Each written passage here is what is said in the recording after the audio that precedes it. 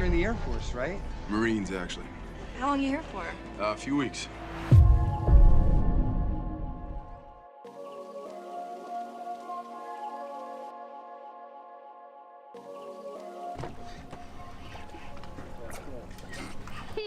This is so big. 3 seconds left. Just get us in field goal range. And as much as you want to put them in our jails, they were probably sent here so that we put them in our jails. Because to put them in our jails, they didn't pay the electric bill. To put them, oh, I like that much better. Oh.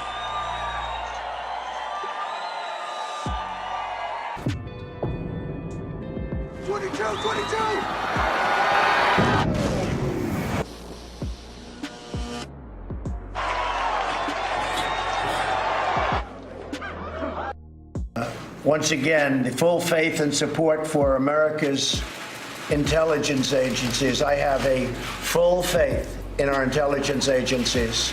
Whoops, they just turned off the light. That must be the intelligence agencies. There it goes. Okay. You guys okay? Good. That was strange, but that's okay. The blackout may run along the entire northwest corridor. Oh, don't turn them on. Forget it. Better, right? Don't turn them on. Don't turn the lights on, plus we save on electricity, right? And because the lights didn't work, I won't pay the rent, so we get better lighting and we don't pay the rent, right? Right? No, get those lights off. Off! Turn them off, they're too bright, turn them off. Turn them off, let's go, ready? Turn off the lights. Turn off the lights. Turn off the lights. Turn them off.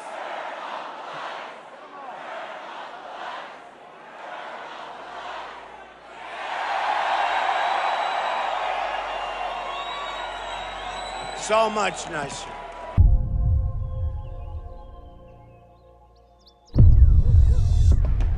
What's going on?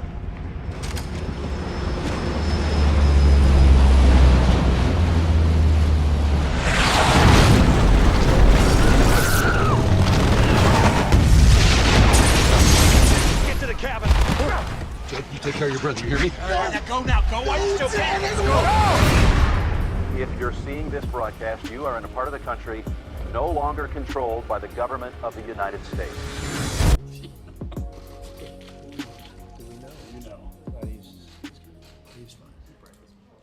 Today, it's my great honor to sign the Cybersecurity and Infrastructure Security Agency Act into law. Every day, America's adversaries are testing our cyber defenses. They attempt to gain access to our critical infrastructure, exploit our great companies, and undermine our entire way of life. And we can't let that happen.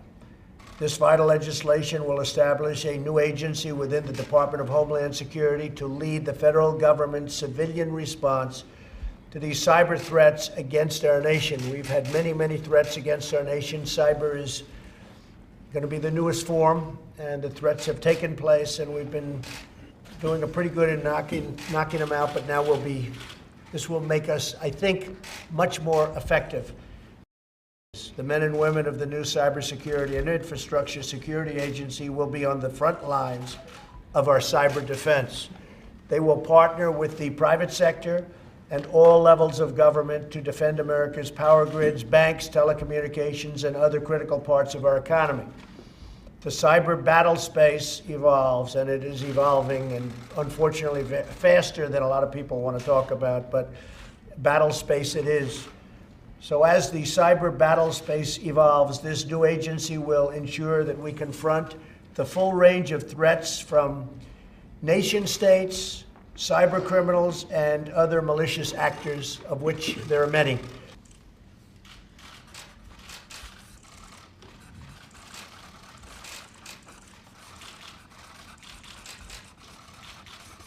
There is so much news that happened while everybody was sleeping because this highly anticipated second summit between President Trump and Kim Jong-un ended abruptly. That's right, it's over, and there was no deal to curb North Korea's nuclear weapons program. The two leaders met in Hanoi, Vietnam, for several hours earlier in the day, and then at a news conference with Secretary of State Mike Pompeo, a visibly deflated president said he and Kim made progress, but not enough to sign any kind of agreement.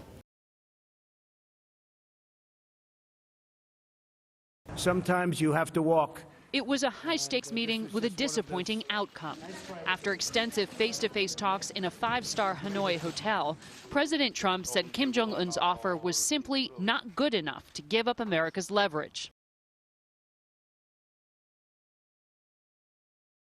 They basically established footholds in the Chinese region, and they apparently established footholds in the Malaysian region.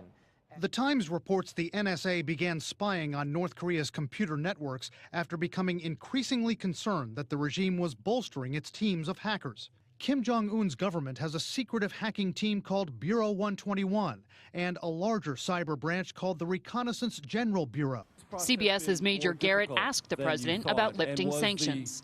Basically, they wanted the sanctions lifted in their entirety, and we couldn't do that.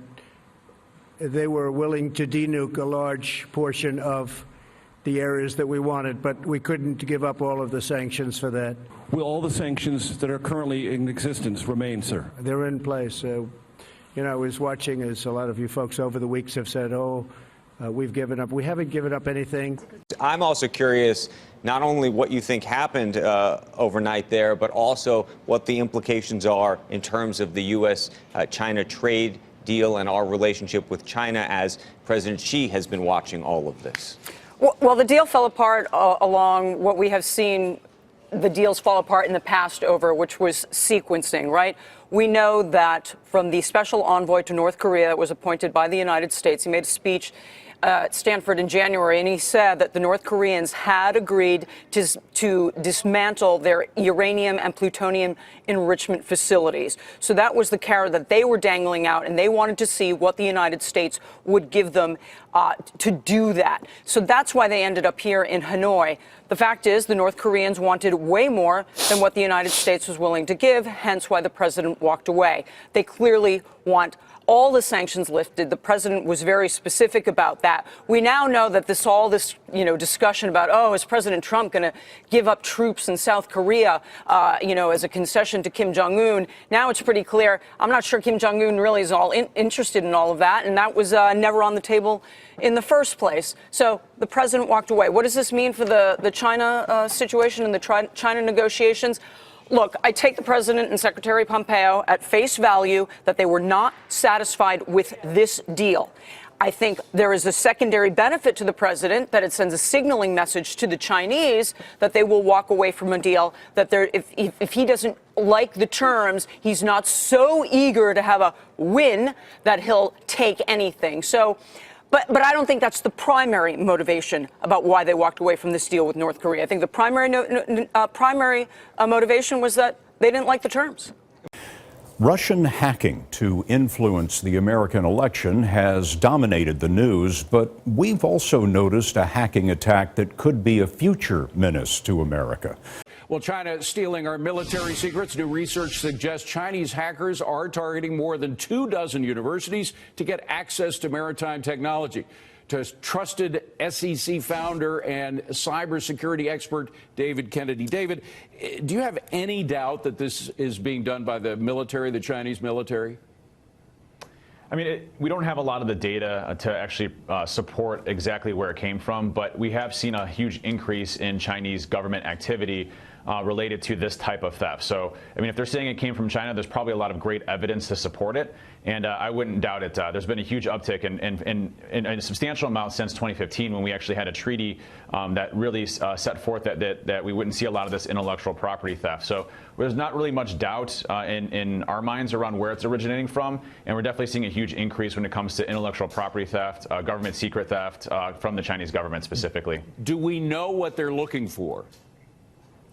Well, in this specific case, they were developing maritime technology to be used for military purposes. And China definitely uses this type of cyber theft to go into different organizations or different types of research facilities to ensure that it can keep up to date with what the United States is doing.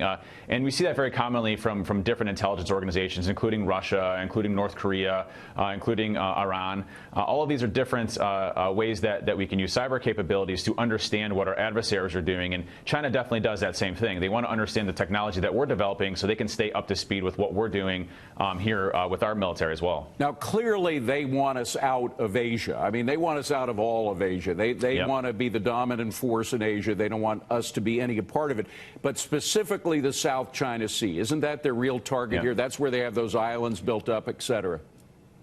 And that's been a major contention point between the United States and our allies when it comes to that specific geographic location. And so when it comes to maritime technology, are we building up our capabilities to try to have an advantage in those locations? That's definitely something that China is very interested in and wants to ensure that they maintain a very big presence in that disputed area. So that's definitely something that I can see where they'd want to have access to that facility. And we see that commonly. Medical research is a huge area for them. Military preparedness is a huge area for them. They're definitely increasing their sophistication and the amount of intrusions they have here within the United States, and especially during these trade war battles. But we begin with late news on the defense secretary. One day after the president said he's pulling U.S. troops out of Syria, Mr. Trump tweeted General Jim Mattis will be retiring with distinction at the end of February after having served my administration as Secretary of Defense for the past 2 years. Warning about our electrical grid. Experts say that Russian hackers found a way to hack our utilities, and the hackers may still be in there waiting to strike. That sounds ominous, doesn't it? Van Hipp is with us, American Defense International Chair. Van, that is an ominous statement. I mean, if they've hacked in and they're still in and we don't know exactly where they are, I mean, could they bring down the whole grid? It's very serious. You know, Stuart, I've said that the cyber war is the fifth dimension of warfare. Whoever wins the cyber war will win the next major military operation. I think what we are seeing the Russians doing is this, though. I call it more of a probing attack. They're gathering intelligence. They're prepping the battlefield for something more sinister. You talk about taking down the grid. There are three ways to attack the grid. I think it's very important that people understand this. One is a cyber attack. One is an electromagnetic pulse attack. And the other is a Carrington event, a geomagnetic storm on the face of the sun. Well, Stuart, we had one of those back in 1859, and we were okay. But you know what? The American farmer could feed the American people and grow enough food in 1859 without electricity. The American farmer cannot do that today. That's why this is so critical. And oh, by the way, NASA says, Stuart, in the next 10 to 100 years, we will have another Carrington event. After careful investigation, the United States is publicly attributing the massive WannaCry cyber attack to North Korea. We do not make this allegation lightly. We do so with evidence, and we do so with partners. Other governments and private companies agree. The United Kingdom, Australia, Canada, New Zealand, and Japan have seen our analysis, and they join us in denouncing North Korea for WannaCry. The Trump administration has eliminated its security coordinator role in a move that really has puzzled a lot of experts. Rob Joyce announced that he was leaving the post to return to the National Security Agency last month, and he will not be replaced. You see all these people departing: Secretary Mattis, Chief of Staff John Kelly, Secretary Tillerson. Help put this in perspective, all right? On the crazy scale, how crazy is this? You know, Hoda, it's a shame that there's been this sense, and I think some people that watch, I'm sure the Today Show thinks sometimes you say it's a crisis, It's a shame people might be so numb to this, and some of us are so numb. I can't underscore how serious things are right now. Let's bring in right now Riley Walters of the Heritage Foundation to talk about this. And look, there's been a lot of speculation. Markets have been steadily rising on hopes of a deal. But is this going to be a good deal, Riley, from what we know? You're right. I mean, certainly the devil's in the details for this trade deal. What it's looking like is we might have a deal set by the end of March. But the question is whether tariffs will continue to still be around at the end of March. Whether, perhaps the tariffs on $200 billion worth of Chinese imports will remain, or perhaps all $250 billion worth of goods that are currently tariffed will be removed. I think for sure, I think what markets are hopeful and what a lot of Americans would like to see is a complete removal of these tariffs at this time. It's the U.S. intelligence community's worldwide threat assessment. And I just want to direct your attention to the real doozy that starts on the bottom of page 5. Quote, China has the ability to launch cyber attacks that cause localized, temporary disruptive effects on American critical infrastructure, such as disruption of a natural gas pipeline for days to weeks in the United States. And it's not just China. Go to page 6. Quote, Russia has the ability to execute cyber attacks in the United States that generate localized, temporary disruptive effects on critical infrastructure, such as disrupting an electrical distribution network for at least a few hours. So China could shut off the natural gas pipelines. Russia can just shut off the electricity. They have that ability now. The warning went out late Friday by email from the FBI and the Department of Homeland Security. And as you say, it is being called a rare public warning by those groups. The attacks are by a sophisticated set of actors, not clear exactly who's behind this, and they began in May. Here's what we know about which specific sectors are being targeted. And as you say, it's a very long list here, starting with nuclear, energy, aviation, water, and critical manufacturing, all being targeted by this mysterious hacking group that the government says has been active for several months and has penetrated some of those networks. What do we know about who is behind this? Not much definitively, but the cybersecurity firm CrowdStrike has said that they believe that this could be an entity they are calling Berserk Bear, which they say is affiliated with the Russian Federation. And experts have said that what they're seeing here is aggressive activity, but no destructive action yet. And they say that this campaign is still ongoing. So it looks like what you've got here is an elaborate probe operation going into all of these sensitive industries in which the hackers are determined to figure out how those industries' networks work, maintain a maybe permanent presence in them. To what end, though, is unclear. Is this sort of a just-in-case kind of preparation for total war that intelligence agencies go through all the time? Or is this the precursor to some more subtle, more narrow attack that could happen in the near future? Not clear at all necessarily where this is going, but the U.S. government wants people in those industries to know that this is happening and to take steps to stop it, guys.